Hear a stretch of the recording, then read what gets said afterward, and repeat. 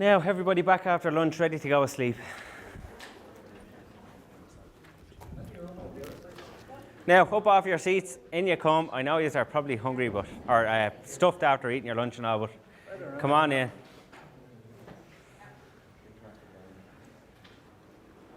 Now, good, we have small numbers, I won't have to shout so much.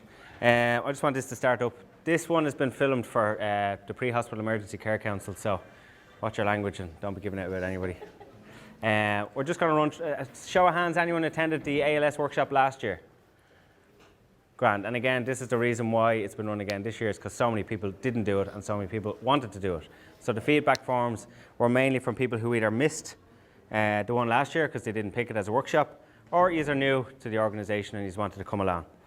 The idea of this workshop is that we run a cardiac arrest showing from bystander or family member through to CFR management, and then the fact that even when the ambulance service arrives and all the other stuff kicks in, the CFR still has a position. They still have a role, and that's the main thing. We're also going to encompass a little bit of the pit crew CPR that Paul Traynor discussed this morning. So if we have everyone in, I think we're fairly full. We'll get started. So if you want to start off and I'll explain. So we're not going to talk about the phone call. We've done that this morning, and also Gavin over here is going to discuss the sort of breakdown of a phone call, what happens during the phone call and all that in the afternoon. So we're just going to take it up from the point that this family member here has witnessed their family member, the other family member collapse. They've called for an ambulance and they've been instructed how to do CPR. So they're going to continue doing CPR until help arrives. A bit like the video that you're seeing this morning, the first responder you see is dispatched tandemly along with the ambulance service. So the text normally comes in pretty much at the same time that the crew is getting the call. Now, CFR schemes, the whole purpose is that they get to the call quicker than the ambulance because they live in your community. Now, community first responder schemes can work in different ways around the country, but the one I'm most common with is up in Wicklow, and they work in a buddy system, so I don't know if you do the same. Now, a buddy system is that you have one number one responder, they carry the phone and they carry the AED. Followed by that, then they'll have a buddy who won't have any equipment, but they'll be there to help if needs be, and the number one will pass on the details to number two when they get the call. Now, the reason this sometimes is the case, depending on where the cardiac arrest is, the responder that has no equipment could actually be the one that gets on scene first. So all he'll have is his reflective jacket and his pocket face mask, which is probably in the door of the car. My name is John. I'll have the CFR. Okay? Have a look there, please. Okay? So he's not coming with any fancy equipment, however he is coming with a standard of training. So CFRs meet at least once a month, they check their training, they make sure that their standard of CPR is good. So what you're getting now is good quality, deep, quick CPR, as well as the addition of ventilations into the patient. So if you remember, the bystander CPR focuses mainly on chest compressions and none on ventilation, so another advantage. Now, where's number one coming from? It depends on the location of the cardiac arrest. So they could be totally different ends of the town. We'll bring John in now as number two, and he comes in and he has the extra equipment of the AED.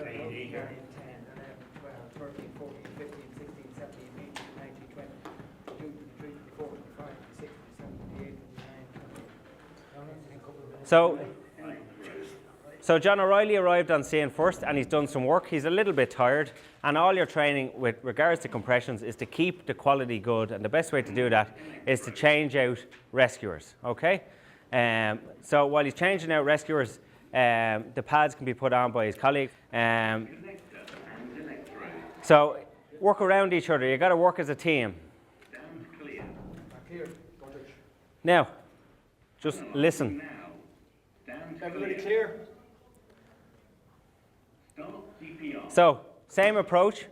The only difference is that machine is now charging, but it tells you to return back to CPR, because while the hands are off the chest and the machine is charging, blood pressure is dropping and your perfusion rates in your patient is dropping off. So this machine allows you to continue CPR. Clear? Everybody clear? So that patient got an extra 15 seconds of CPR keeping the pressure up. Shock has been done, he's back on the chest. So the hope is that machines going forward will have this technology where you can do CPR while it's charging. Unfortunately, the Life Pack is the only model, the CR. If any of us have any of the CR pluses or stuff like that, we'll do it. Now again, depending on your location, rural, urban, your proximity to an ambulance base, you could be at this for a while as a responder. It's key that you swap at least every 2 minutes as responders. to allow for good quality. Now, we don't want the lads to get worn out. They have another session to do in a few minutes. So we'll bring the ambulance crew in now. Now, even though the ambulance crew arrive, they don't stop. Compressions keep going. Keep going what you're doing there. Okay, one of you give me, Paul is my name, Mark is my colleague there. One of you give me a quick hand over. Yeah, this man's collapsed. We commenced CPR straight away. We've got one shot in so far. One shot, yeah. Okay. What's your name? John. Two Johns. Excellent. A really quick handover, okay? So no long-winded. We don't care what their name is. We don't care, you know, what they were wearing or what they were doing before it happened. It's the fact that they're in cardiac arrest, CPR has been done for whatever length of time, and that they've had one shock. Because the amount of shocks the patient has had will depend on what type of drugs they're going to get first. Same system, even though now we're on the ambulance service defibrillator. Compressions are still carried out while the machine is charging. Mark, I'm going to go here right there for 1 second, lads. I'm going to put an AV in this arm in a second. Johnny, you're on 16 compressions, just keep doing that. Okay, maybe a tiny little bit slower, but you're really just yet there, okay? Now, did you notice that? So, talking about the pit crew CPR this morning, which is we have a bit of praise, followed by a bit of feedback, followed by more praise. So, you're doing great. Maybe go a little bit slower, but you're doing great. Okay? What age is this patient? You were sounding over? Yeah, go ahead. Okay, were you with him when this happened? I was, yeah. Can you tell me a little bit more what happened? So, use your imagination here. Can I just have a show of hands, first of all, actually, for anyone that's been involved in a real cardiac arrest and done CPR? Keep the hands up for a second. Guys, this is fantastic. I done this last year. I asked for a show of hands, and I think I got 2 or 3 hands. More and more people are giving assistance to people in cardiac arrest. It's fantastic. The difference is, imagine there was only an ambulance crew here. There'd only be 2 guys. The amount of work that's been done already would be half. So CFRs have a great role even when the ambulance service arrive, okay? 15 seconds. Okay. We'll hold off on the advanced airway there. We'll just check the rhythm in 15 seconds. Go ahead. Yeah, you're okay. What? Okay, back in the Another chest. 10 seconds. Okay, we'll just make sure the AV is switched off so that we don't get any prompting that. 1, pause for analysis. VF on screen, charging.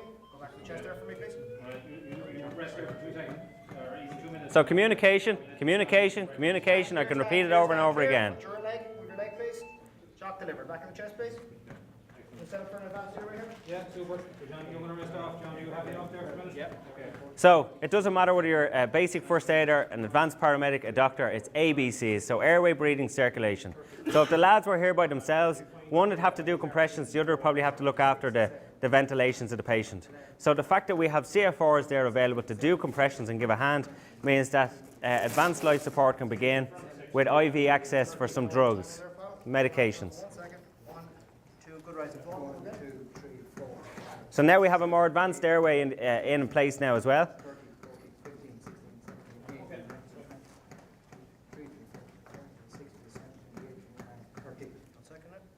Okay, no bubbles. That's good. One non-synchronized, so just keep your chest compressions going. I breathe 1 every 6 seconds. Another 55 seconds.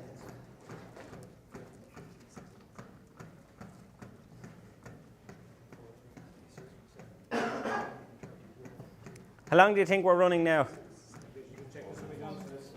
Thereabouts. We're coming up in sort of 5.5 minutes, thereabouts. But a lot has been done. The patient has had continuous compressions bar stopping, very short stops for defibrillation. The patient has just had his first advanced medication to help with the heart kicking back into what it's meant to do. Yeah, where did I hide me out there? Please. Drop it in there. So we have a more advanced piece of equipment now as well, kind of available, okay? I say that sort of sparingly.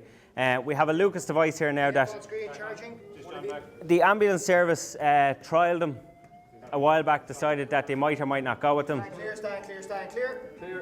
You have your Lucas there then. They decided that they kind of work, they kind of don't work, but then they said, sure, let's feck it, we'll just buy a few of them. So now we have a few of them. You may see them, you may not see them.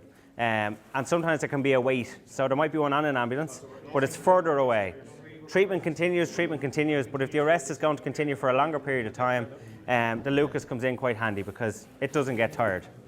Its batteries can run out, but it doesn't get tired.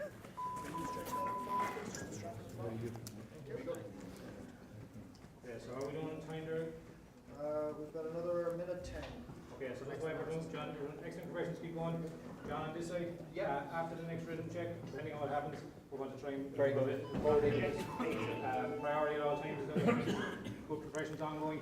We get the backboard in first, and we go back into another 2 minutes, and when that 2 minutes is ongoing, 55 seconds, the next one. understood. In order to get the backboard in, the patient has to come forward a couple of inches off the ground. Just be mindful of any clothing because it tends to get caught in the backboard. Understood. Okay. You all right, John? Yeah. Now, notice that Paul threw out lots of information, but then he checked with each person that they understood it. So when it comes to the likes of the Pit Crew CPR, it's all well and good being the leader and the person that's giving the instruction, but you need to be clear that your team has heard you, because it is a bit of organised chaos. There is a lot of noise going on. There's a lot of beeping going on. You've got to make sure that you've heard what it is that's going on.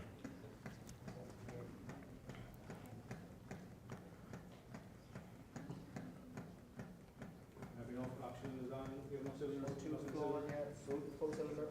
10 seconds. Well done, John, you're doing good. 4, 3, 2, 1. Pause Pause. for analysis. Okay. For an output. Okay, that's non-chocolate. Okay, back on the chest, John. Not chocolate assist delay, no output.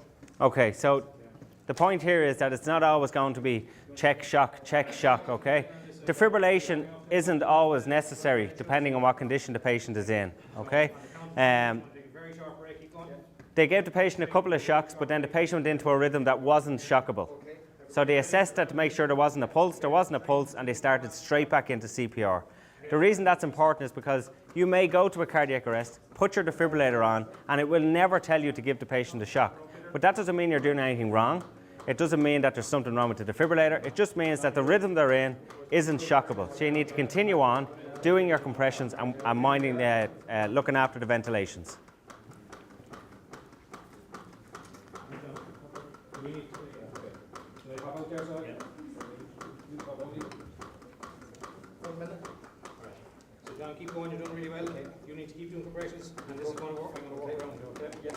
So again, big clumsy piece of equipment. It needs to go on. It's awkward to go on, but compressions don't stop.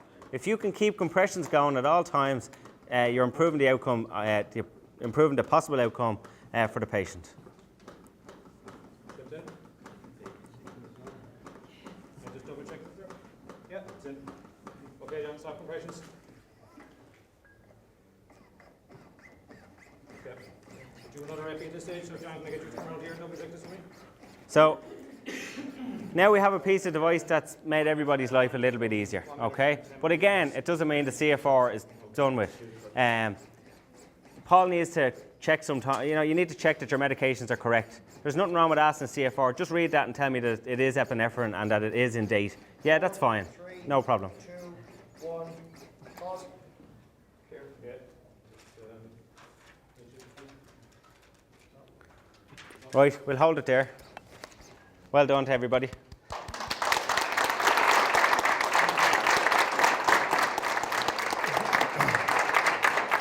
So, as I explained to everybody this morning, you've got your lovely fluffiness this morning and your warm feeling of the patient being sort of saved and taken away with a pulse, okay? But we have to be a little bit stark and explain that sometimes your patient won't improve straight away. They will need more help like what you've just seen here. Medications, cannulations, more advanced stuff. And if it does, you're still part of the mix. That's the important part. You're part of the mix. But it's also important to say that not all patients will survive either. And there will be times when somebody will decide that it's time to stop.